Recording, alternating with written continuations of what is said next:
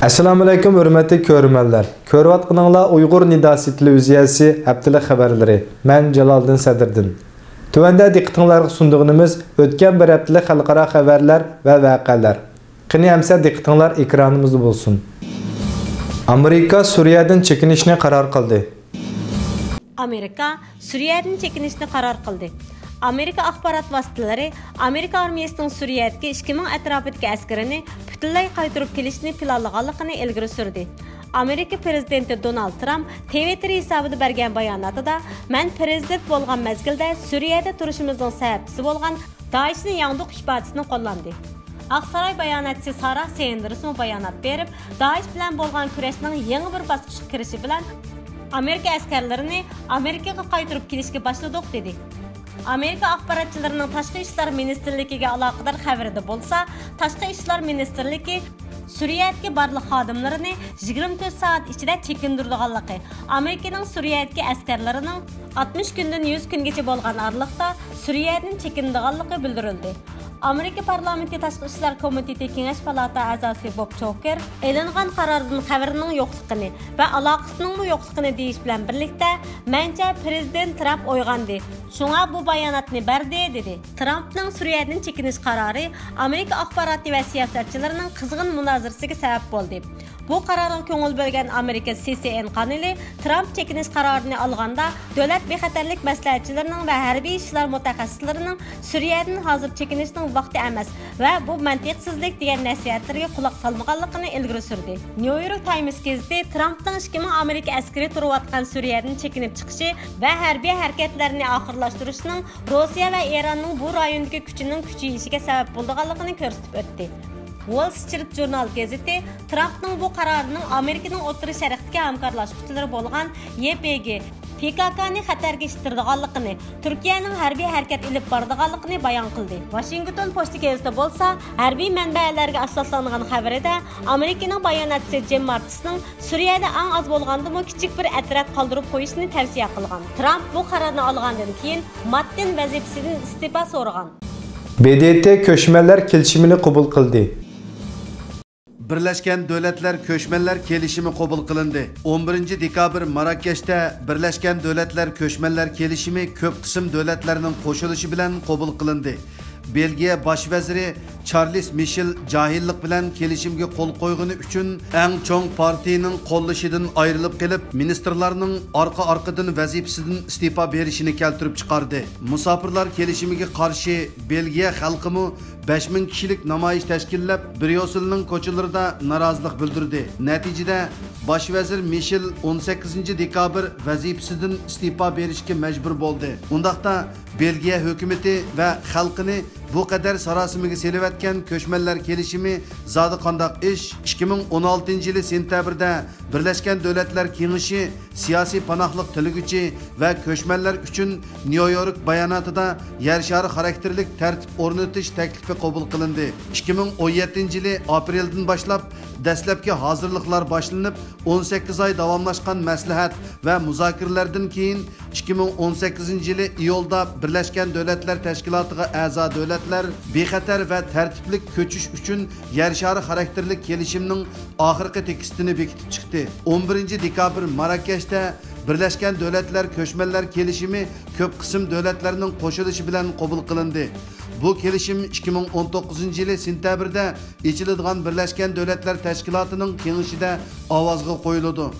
2019 yili sentabrda oxirgi qitim ovozga qo'yiladigan va kengashda tuziladigan kelishim qabul qilinsa, Birleşken Devletler'nin köçmenler meselesi kelişimi yer şarı karakterlik bir kelişim bulup kalıdı. Mezkur kelişim asaslıkı insanların bexatar halda köçüşünü kapaletlendiriş ve kalayımkan köçüşünün aldığını eliş maksat kılıngan. Kaçak yollarının aldığını elip köçüşki mecbur bolgan balılar, yaşanganlar ve ayallarını yer şarı karakterlik hemkarlık arkalık qoğdaş maksadındaki kelişimge Avrupa'dan Germaniya başçılıkıda Avstriya, Gollandiya, Şvitsiya, Polşa, Çek Cumhuriyeti, İtalya, Bulgariya Gruziya, Vengriya qatarlıq dövlətlər qarşı turdu. Amerika, Avstraliya və İsrailiya qatarlıq dövlətlərmi imza qoyuşni xalamidi. Axırda Şvetsiya kelishimga imza qo'ydiganligini bayon qilgandan keyin talash tartishlar avjiga chiqdi. Birleşken Devletler içinde hükümetler ara muzakir yığınlar açılıp dünyadaki barlıq köşmenler üçün yer şarı karakterlik toluk bolgan bir ülge görüstüş ve köp taraflama tertiplerini tepip çıkış karar kılındı. Birleşken Devletlerinin dokulatına asaslanganda bugün dünyada 258 milyon köşmen var iken bu san nüfusunun köpeyişi, uçur alaka terakkiyatı, ticaret, tamponsuzluk ve klimat özgürüşü qatarlıq sebepler tüpeyli barğanca artıp bardıganlıqını bildirmekte. Mutaxassislarının qarışıca köçüş tertiplik elip verilganda ve kontrol kılinganda köşmeller hem de köçüp bargan devlet üçün ictimai ve iqtisadi noktadan faydası boladı iken. Ama burunqi ahval her taraftan ciddi qiyinchilikqa sebep bolup ölüm, yoqumluq kesel, krizis, soquşuş, yekleş, yaqtırmaslık qatarlıq nurgun meselelerini keltirip çıkırıp cemiyetinin bugünü ve kelgüsüge tehdit elip gelgen. Köşmeller meselesinin dairesi ve çoğunqurluqi noktasından qaraganda bu türünün tuncu örneki süpütüdeki kelişim kanun süpütüde put desep turmagan taqdirdimi imza qo'yilgan devletler öz üstüge düşken mesuliyetini ada qilish kerakligi talab qilinadi. Kelishim qabul qilingandan keyin Belgiyalik milletçiler hükümetki muhacir ve köşmeller kelishimi narazılık namoyish qildi. Belgiyaning poytaxti Brüssel'de 5000'dan ortiq kishi Malakkada tuzilgan ve Amerikadan başka Birleşken Devletler Teşkilatı'na a'zo devletler içideki barlıq devletlerinin qo'shilishi bilan yer shari karakterlik muhacir ve köşmeller kelishimining qabul qilinganlik narazılık namoyishiga qatnashdi. Çünkü bu kelishim Belgiya parlamentida ağır talash tartish qilingan edi. Namoyish Avrupa Birliği'nin organları joylashgan shaharlarda elib berildi.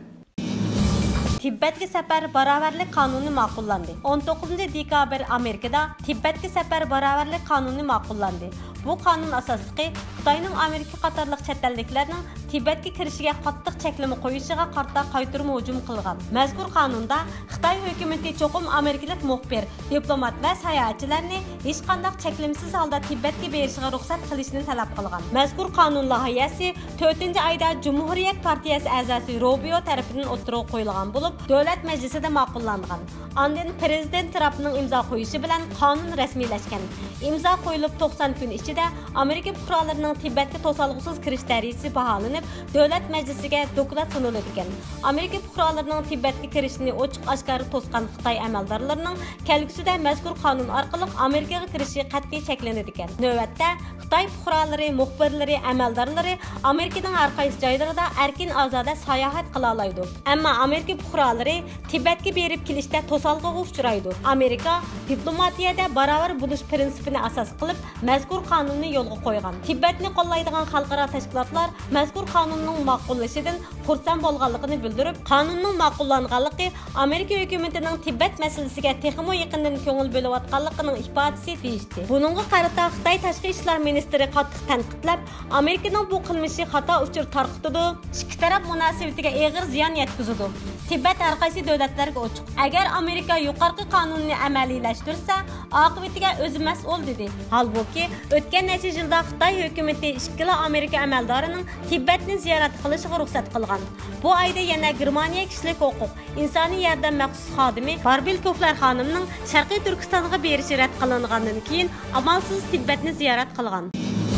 Norvegiyaning poytaxti Osloda Oslo ana til maktabi mavsumlik o'qish tamomlash faoliyati o'tkazildi. 16 dekabr Norvegiyaning poytaxti Osloda Oslo ana til maktabi mavsumlik o'qish tamomlash faoliyati o'tkazildi. Mazkur faoliyat Norvegiya vaqti soat 15:30 da boshlanib 18:30 da oxirlashdi. Bu qitimliq faoliyat Norvegiya Uyg'ur komiteti ve Norvegiya Uyg'ur İslam Medeniyet Merkezi'nin sahipxonligida o'tkazilib, Oslo ve Oslo'nun etrafida turishliq Uyg'urlardan bo'lib, jami 60 ga yaqin kishi faoliyatga ishtirok qildi. Oslo ana til maktabi burunqi ana til sinfi asosida 2018-yili 1-oyda rasmiy qurilib, dastlab 2 sinf ve 2 nafar o'qituvchi bilan o'qitish xizmatlarini boshlagan edi. Maktab rahbarlari ve o'qituvchilarning 1 yillik ajr singdirishi bilan yil oxirida sinf soni dastlabki 2 sinfdan 4 ga, o'qituvchilarning soni aslidagi 2 nafardan 4 nafarga, o'quvchilarning soni 10 necha nafardan 50 nafarga ko'paydi. Faoliyatning ochilish nutqini Norvegiya Uyg'ur komitetining raisi Baxtiyor Ömer Efendi so'zladi. Uningdan keyin maktabning sobiq mudiri Samat Abla Efendi so'z qildi. Samat Abla Efendi Oslo Uyg'ur ana til maktabini qisqacha tunishtirdi va o'tgan 1 yillik xizmatlarini qisqacha xulosalab, maktabimizning natijasini ko'rgan Norvegiyaning har qaysi shaharlaridagi Uyg'ur fidokorlarimiz o'zlari turayotgan shaharlardami ana til sinflarini etishga boshladi. Hozir Norvegiyaning 5 shahrida Uyg'ur ana til sinflari bor hamda o'quvchilarning soni 120 ga yetdi dedi. Samat Abla Efendi o'zining zimmasidagi xizmatlarning ko'pligi tufayli maktabning mudirlik xizmatini uzundan buyon chet eldagi Uyg'ur farzandlarimizning ana til o'qishiga ün-tinsiz ajr singdirib kelayotgan Gülnar İmam muallimga o'tkazib berdi. Gülnar muallim bu sharafli xizmatni topshirib olganidan suyunganligini va maktab rahbarlariga rahmatini bildirib, buningdan keyingi xizmatlarni texmi tirishib ishlab, Uyg'ur farzandlarimizning ana til o'qitishini texmi kuchaytirish uchun tirishadiganligini aytdi. Faoliyat davomida maktab rahbarlari o'qituvchilarning bu 1 yillik jafoliq emgakini taqdirladi va ularga gül sovg'a qildi. Oxirida umoq farzandlarimiz o'zlari tayyorlab kelgan sarxil nomerlarini ota-onalar va mehmonlarning huzuriga sunib, butun zalni shod-xo'ramlik va olqish sadolariga cho'mdirdi. Umoq bolalarning nomerlari oyoqlashgandan keyin ota-onalar uylaridan etib kelgan taomlarini mehmonlar bilan birlikda bahramon bo'ldi. Tamoqdan keyin ota-onalar bilan bolalar birlikda qiziqarli o'yinlarni o'ynab, faoliyatga kelganlarning ruhiy kayfiyatini yana bir qitim yuqori pallaga ko'tardi. Qadrli ko'rmanlar, vaqt munosabati bilan bugungi programmamiz musharda oyoqlashdi. Ko'ngil qo'yib ko'rganlarga rahmat. Kelar hafta ko'rishguncha omon bo'linglar. Xayr xo'sh.